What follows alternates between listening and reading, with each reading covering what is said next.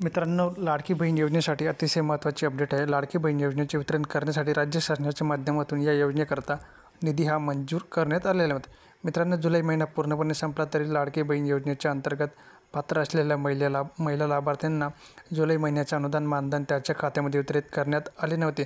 असे राज्य शासनाच्या माध्यमातून 2,94,00,000 रुपयाचा निधी हा अंतर्गत पात्र असलेल्या महिलांना 1,500 रुपये प्रतिमाह दराने अनुदान वितरित करण्यात आलेलं आहे.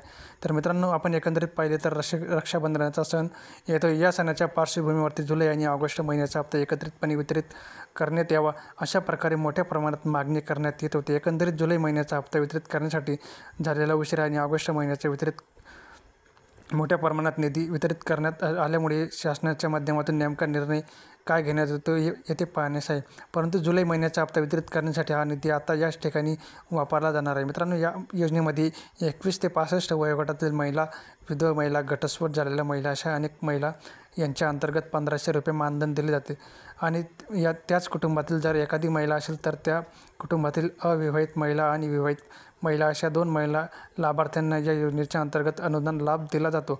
आणि अशा प्रकारे योजनेचा हप्ता वितरित करण्यासाठी राज्य शासनाच्या माध्यमातून 2,94,00,000 रुपये निधी अखेर मंजूर करण्यात आलेला आहे. अशा अनुसूचित जाती जमाती सामाजिक न्याय विशेष आयोगाच्या माध्यमातून आदिवासी विकास विभागाच्या माध्यमातून निधी वितरित केले जातात.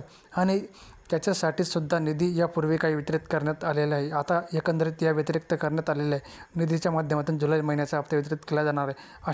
आशा करूया की शासनाच्या माध्यमातून जुलै आणि ऑगस्ट या दोन्ही महिन्याचं एकत्रित करण्याचा प्रयत्न असावा, जेणेकरून या रक्षाबंधनाच्या सणापूर्वी लाडक्या बहिणींना आणखी एक गोड असा गिफ्ट या ठिकाणी मिळेल. तर धन्यवाद. जय हिंद, जय महाराष्ट्र मित्रांनो.